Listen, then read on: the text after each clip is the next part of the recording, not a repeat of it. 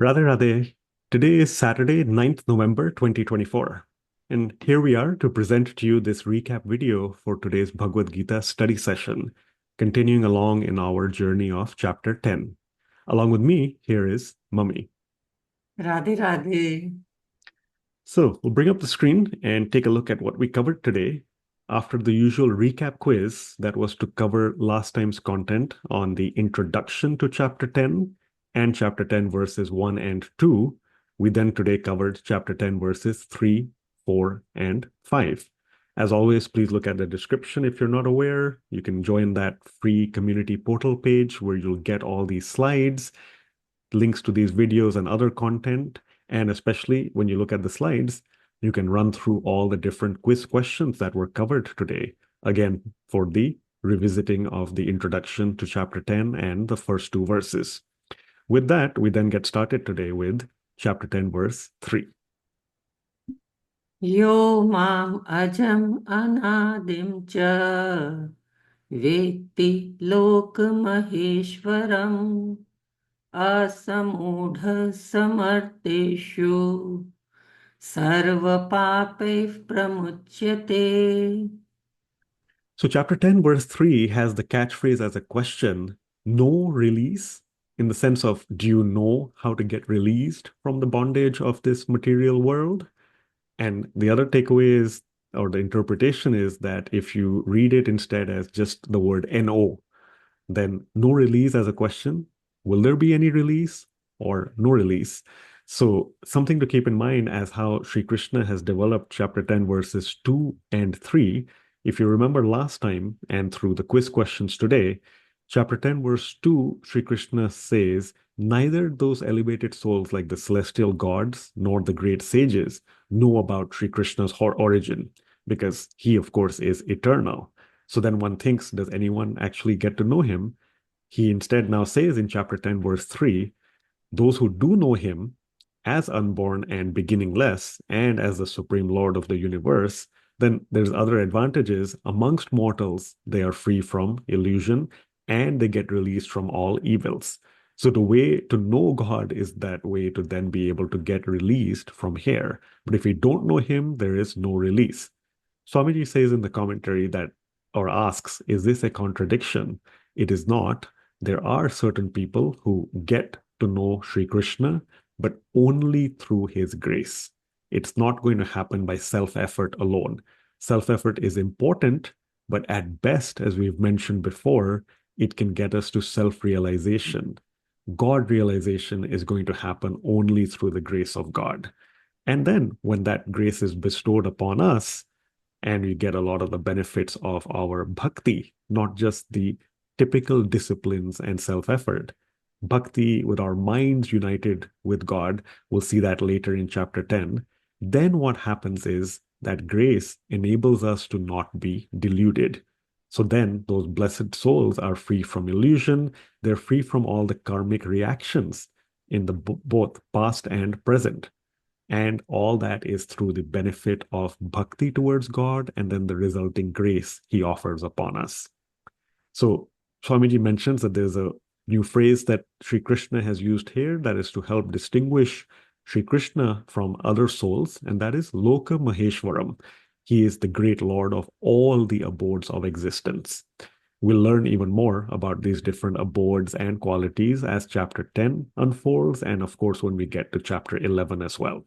Swamiji concludes by saying that this similar declaration is, for instance, in the Shvetashvatar Upanishad. And so Sri Krishna says he is the controller of all controllers, beloved of all beloveds, etc. And of course, he is transcendental. He's beyond this material energy. Next up, we'll look at chapter 10, verses 4 and 5 together.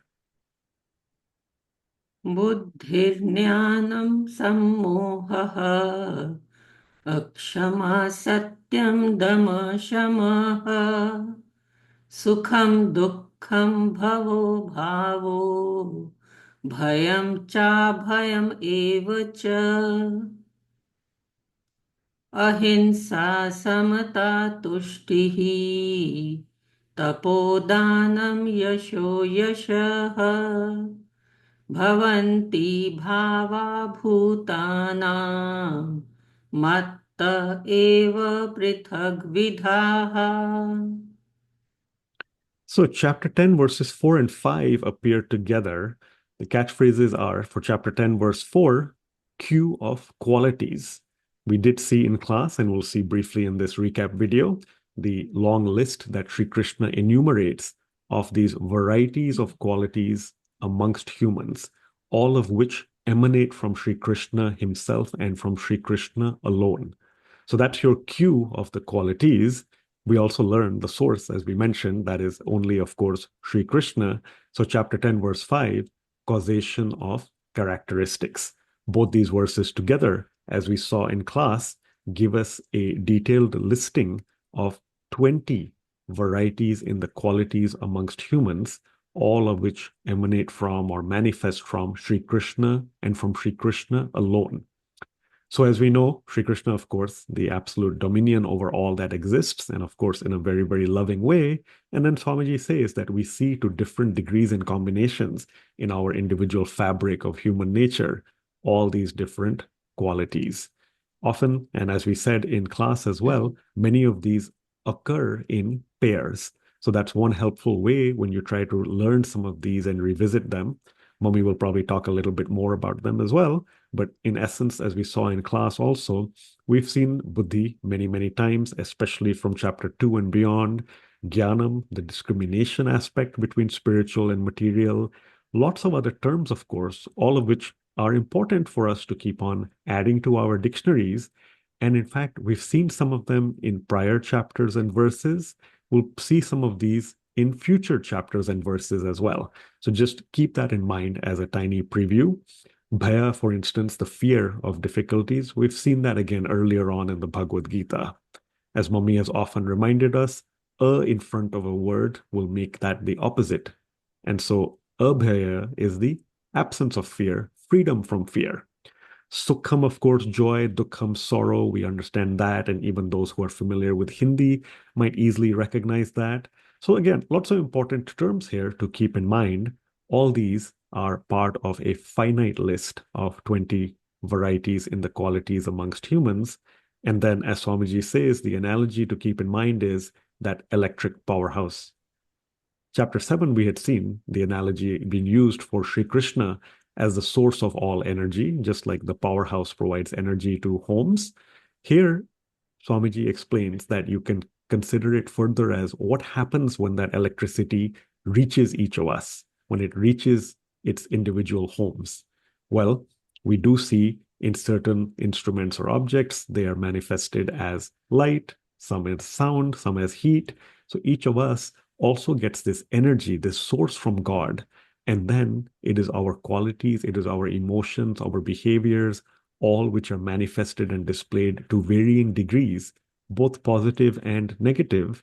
And that is, Swamiji gives just a tiny preview. We'll explain later how, of course, Purusharth, the actions that have been performed in the past and in the present lives, based on free will, based on exercising our freedom of choice, that helps determine how all these qualities are manifested or displayed.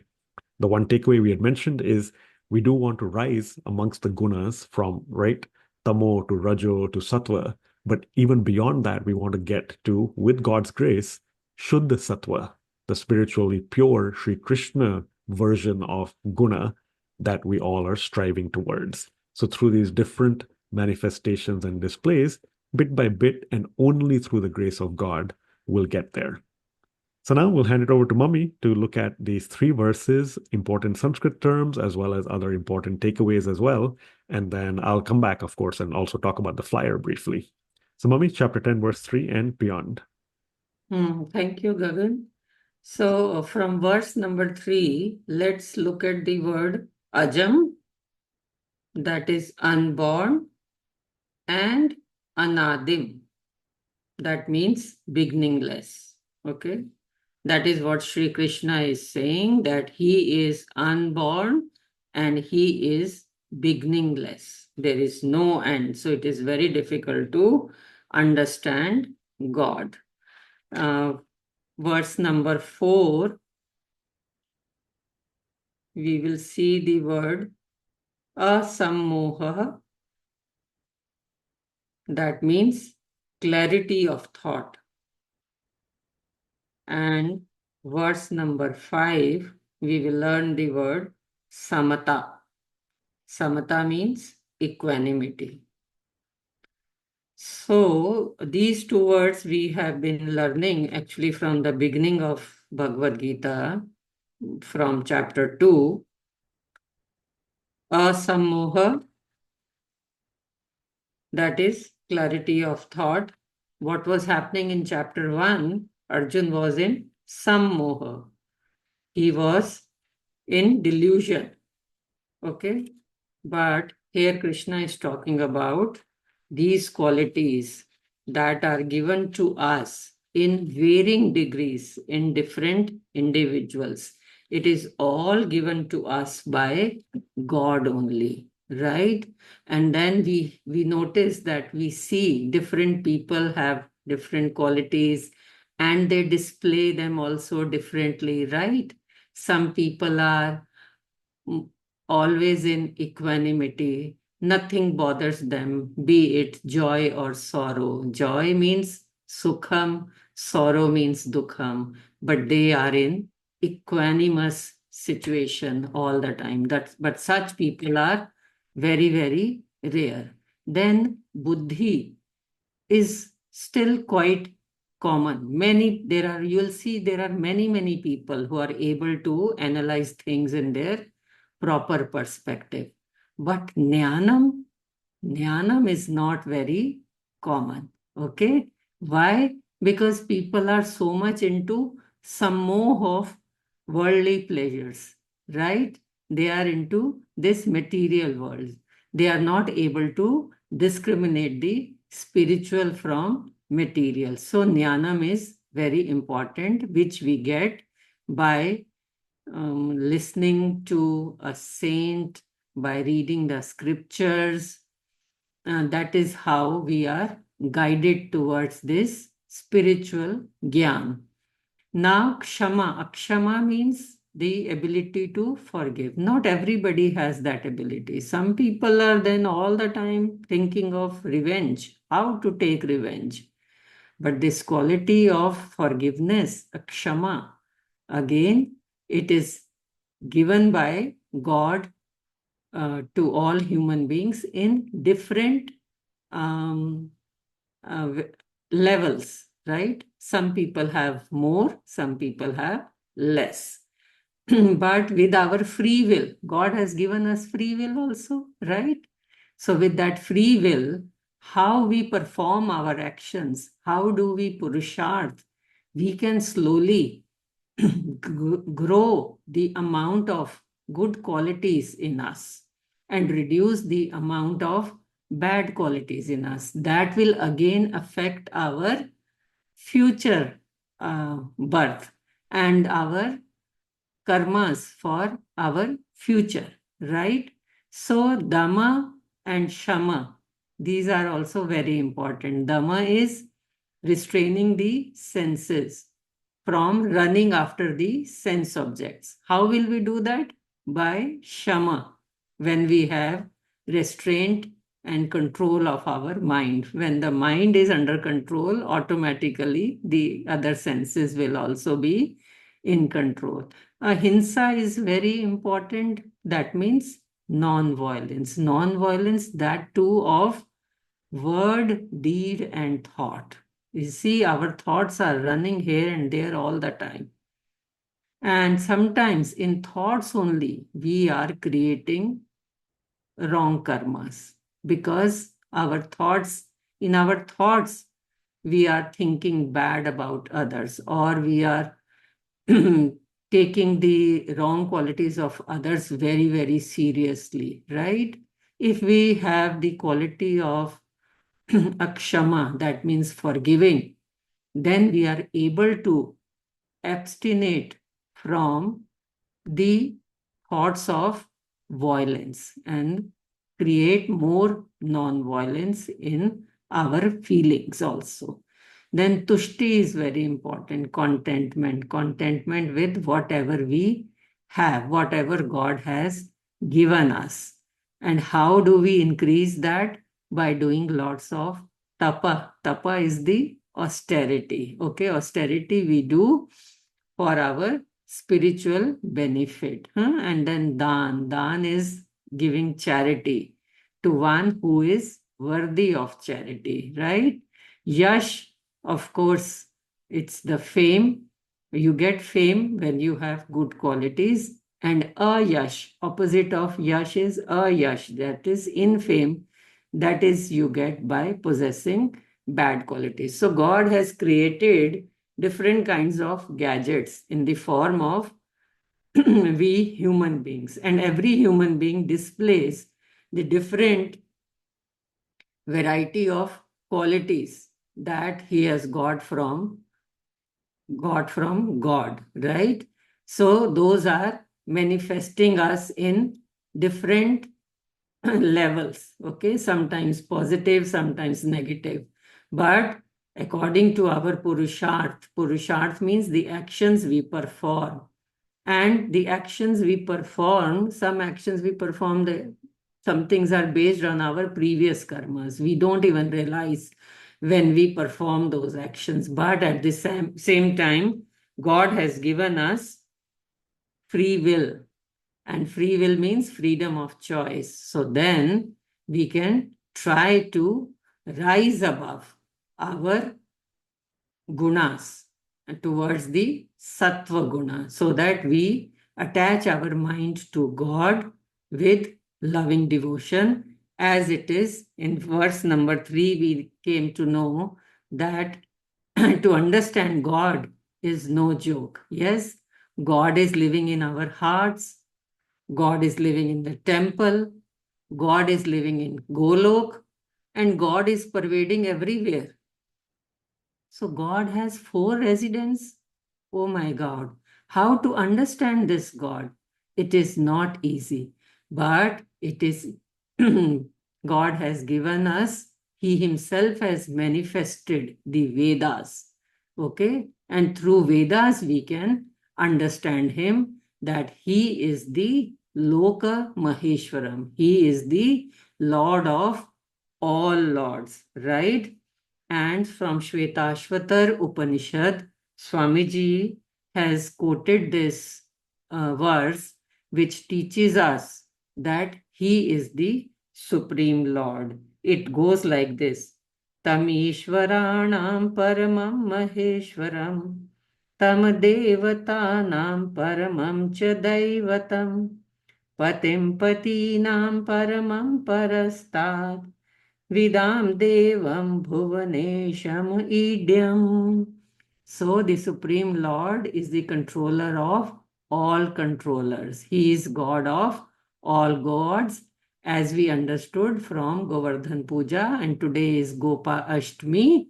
And Gopa Ashtami was done when all the Gopalas had helped Sri Krishna to carry that Govardhan hill on his left hand small finger. Sri Krishna had taught the lesson to Lord Indra, that it is not Lord Indra who is taking care of this whole universe. It is Sri Krishna himself who manifested as the Govardhan hill, and Lord Shiva and Parvati had come to pray to him along with all the Gokul Vasis, and he saved all the Gokul Vasis.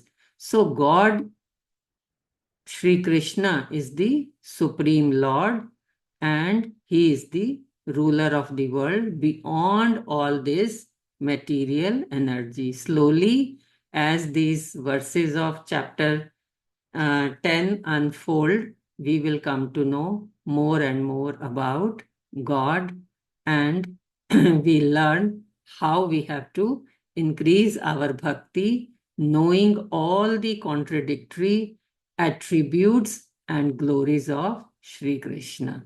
Over to you, Gagan. Thank you, Mummy. So yeah, final comment is to connect you all to the flyer as we saw in class. There was a question on it with the image here. How many varieties in the qualities amongst humans arise from Sri Krishna?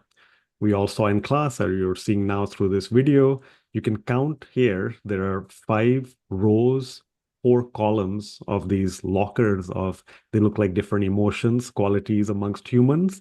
So indeed, you get 20, which is the number that Swamiji has mentioned as well. In chapter 10, verses 4 and 5, that queue of qualities, the causation of characteristics. So all these 20 here. But also keep in mind, we'll see more as chapter 10 and 11 also unfold. It's also a trick question because that's just a finite number. There's an infinite number of qualities, varieties, emotions, attributes, all kinds, whether they are for humans or they're for God, that all emanate from Him. And of course, that's just a small smattering we get to see right now, because everything, of course, is described in finite words. So we'll continue to see a lot of this aspect as chapter 10 and 11 unfold. Sri Krishna will list out qualities or attributes of himself or something that is pertaining to humans. And again, all that is going to be perhaps lengthy, yet finite. And the Supreme Lord has infinite of everything. We can't even fathom that till we get His grace. So that was with the flyer. And actually, one more comment I realized I wanted to add is here, just add this to your dictionaries in English. Veracity, as you might guess also here. So Satyam is the veracity to declare the truth for the benefit of all. Veracity is the quality or the characteristic in humans to always be truthful. So something that you may have seen before, but might want to revisit. With that, we get towards the end of this recap video. So we look forward to seeing you next time when we meet.